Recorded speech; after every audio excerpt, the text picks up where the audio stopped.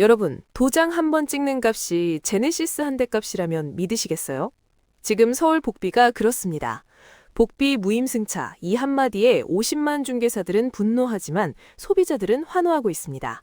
오늘 여러분의 지갑에서 생돈 수천만 원이 증발하는 그 불합리한 현장을 딱 10분 만에 증명해드립니다. 최근 이재명 대통령이 던진 이 한마디가 부동산 시장을 뒤흔들고 있습니다. 서울 아파트는 평당 3억인데 지방 아파트는 동 전체가 3억이다. 자산 양극화의 끝판왕 같은 말이죠. 그런데 여러분, 여기서 진짜 소름 돋는 진실을 보셨나요? 서울에서 평당 3억짜리 계약 썼을 때랑 지방에서 동당 3억짜리 계약 썼을 때 중개사가 받는 복비는 정확히 10배 이상 차이가 납니다. 하는 일은 토시 하나 안 틀리고 똑같은데 말이죠. 지방중개사가 발바닥 땀나게 1년을 뛰어야 벌 돈을 서울중개사는 앉아서 전화 몇 통으로 챙기는 이 구조. 이거 과연 전문 서비스에 대한 대가일까요? 아니면 단순히 운일까요? 중개사들이 절대 말해주지 않는 2억 원짜리 책임의 민낯, 그리고 미국은 하는데 한국 중개사는 절대 안 하는 진짜 에이전트의 비밀. 영상 후반부에는 이 불공정한 시장을 통째로 갈아엎을 AI의 습격까지 낱낱이 파헤칩니다. 오늘 영상 끝까지 안 보시면 여러분 다음 이사 때 제네시스 한 대 값 그냥 기부하게 될 겁니다. 바로 시작하죠. 자, 팩트부터 아주 잔인하게 체크해 봅시다. 최근 대통령이 언급한 서울 평당 3억, 이게 그냥 하는 소리가 아닙니다. 실제로 강남이나 반포 신축 33평 한 채면 이제 100억 시대가 열리고 있어요. 자, 100억짜리 아파트 한 채 중개하면 복비가 얼마일까요? 현행 상한요율 0.7%를 적용하면 한쪽에서만 7천만 원입니다. 매도인, 매수인 양쪽에서 받으면 한 번의 계약으로 중개소가 가져가는 돈은 무려 1억 4천만 원입니다. 그런데 대통령이 비교한 지방의 3억짜리 아파트 한 동, 그 동 전체를 다 팔아도 거래액이 3억이라면 중개사는 0.4% 요율로 양쪽 다 합쳐서 240만 원을 법니다. 여러분 보이시나요? 서울에서 아파트 한 채 판 중개사는 1억 4천만 원을 버는데 지방에서 아파트 한 동을 통째로 판 중개사는 240만 원을 법니다.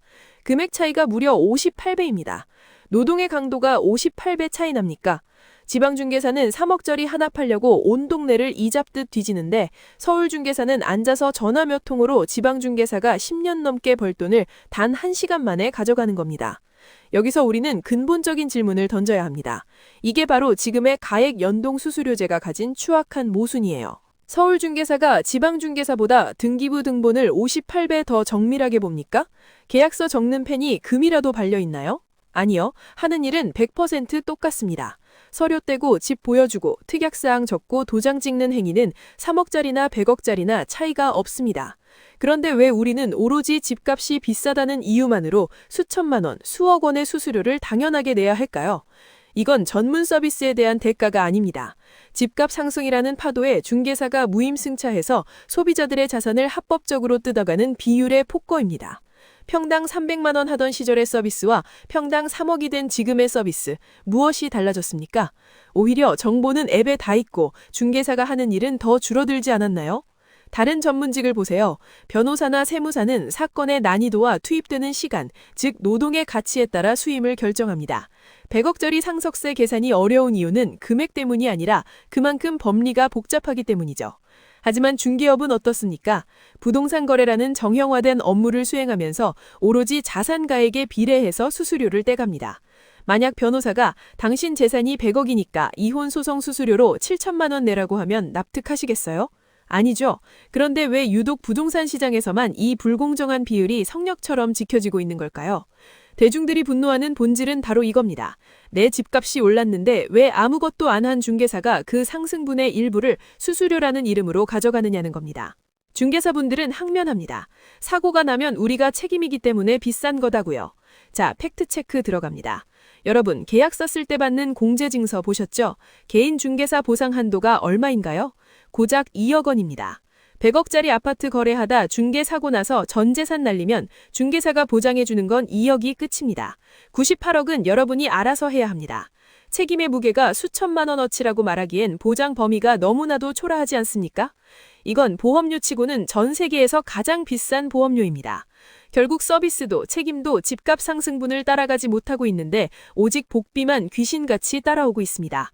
소비자들은 이제 바보가 아닙니다. 이 거품을 걷어낼 절대적 파괴자, 바로 AI의 등장을 기다리는 진짜 이유가 여기에 있습니다. 여러분, 우리가 변호사를 선임할 때 상대방 변호사한테 돈 주나요? 아니죠. 내 편에서 싸워달라고 내 변호사한테만 돈을 줍니다. 그런데 왜 유독 부동산 중개만 양쪽에서 돈을 받을까요? 여기서 한국 중개업의 비극이 시작됩니다. 한국 중개인은 법적으로 중립적 거래 성사자, 영어로 퍼실리테이터입니다. 이 말은즉 누구의 편도 아니다 라는 뜻이에요. 양쪽에서 돈을 받으니 양쪽 눈치를 보다가 결국 거래만 빨리 성사시켜서 내 수수료 챙기는 게 지상 과제가 됩니다. 사실상 전문 컨설턴트가 아니라 빨리 계약서 쓰게 만드는 심부름꾼으로 전락한 구조. 이게 우리가 중개사를 불신하는 진짜 이유입니다. 반면 미국은 다릅니다. 그들은 법적 에이전트입니다. 즉 나를 대리하는 내 편입니다. 그들은 내 고객이 1달러라도 더 이득을 보게 하려고 상대방과 피 터지게 싸웁니다. 내 고객의 자산 가치를 지켜주기 위해 몇 달을 함께 뜁니다. 그러니까 그들은 수수료를 많이 받아도 욕을 안 먹는 거예요. 내 편에서 이만큼 싸워줬으니까 라는 확신이 있으니까요. 하지만 한국은 어떻습니까?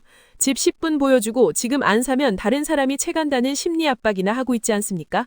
서비스는 동네 복덕방 수준인데 수수료는 글로벌 스탠다드를 요구하니 시장이 분노하는 겁니다. 자, 여기서 AI가 등장합니다. AI가 가장 먼저 대체할 직업 1순위, 네, 바로 한국형 중개인입니다. 왜냐? 한국 중개인이 하는 일의 90%가 중립적 정보 전달과 행정 업무이기 때문입니다. AI는 거짓말을 하지 않아요. 객관적인 데이터로 시세를 분석하고 법적 리스크를 완벽하게 검토해주는데 가격은 중개사 복비의 10분의 1도 안 됩니다. 소비자 입장에서 수수료에 눈먼 인간 중개사를 믿겠습니까? 아니면 완벽한 데이터를 가진 AI를 믿겠습니까? 이재명 대통령이 언급한 서울 평당 3억 시장, 여기서 AI의 파급력은 핵탄두급이 될 겁니다. 도장 한 번 찍는 값으로 4천만 원을 내야 한다면 시청자 여러분은 누굴 택하시겠어요? 단돈 50만 원에 완벽한 검증을 제공하는 AI 플랫폼입니까? 답은 이미 정해져 있습니다. 그럼 중개시장은 완전히 멸망할까요? 제 대답은 아니오입니다. 하지만 지금까지의 중개사는 죽고 새로운 자산 에이전트만 살아남을 겁니다. AI를 도구로 써서 고객의 자산 포트폴리오를 설계하는 부동산 PB가 되어야 합니다. 취득부터 매각까지의 세무 리스크를 AI보다 정밀하게 방어해주는 사람, 수억 원의 차이를 인간적인 신뢰와 전략으로 좁혀주는 내 편이 되어주는 사람만 살아남을 겁니다. AI는 전문성 없이 가격 상승에 무임승차하던 거품을 걷어내는 칼날입니다. 결론 내리겠습니다. 서울 평당 3억, 지방 동당 3억 시대. 이 자산 양극화보다 무서운 건 변하지 않는 낡은 거래 방식입니다. 시청자 여러분, 다음 계약 때는 꼭 물어보세요. 당신은 AI보다 나에게 어떤 이득을 더 줄 수 있습니까? 이 질문에 답하지 못하는 중개사에게는 여러분의 소중한 자산을 맡기지 마십시오. 오늘 내용이 여러분 자산을 지키는 데 도움이 되었다면 구독과 알림 설정 부탁드리고 댓글 남겨주세요. 지금까지 닥터인사이트였습니다. 감사합니다.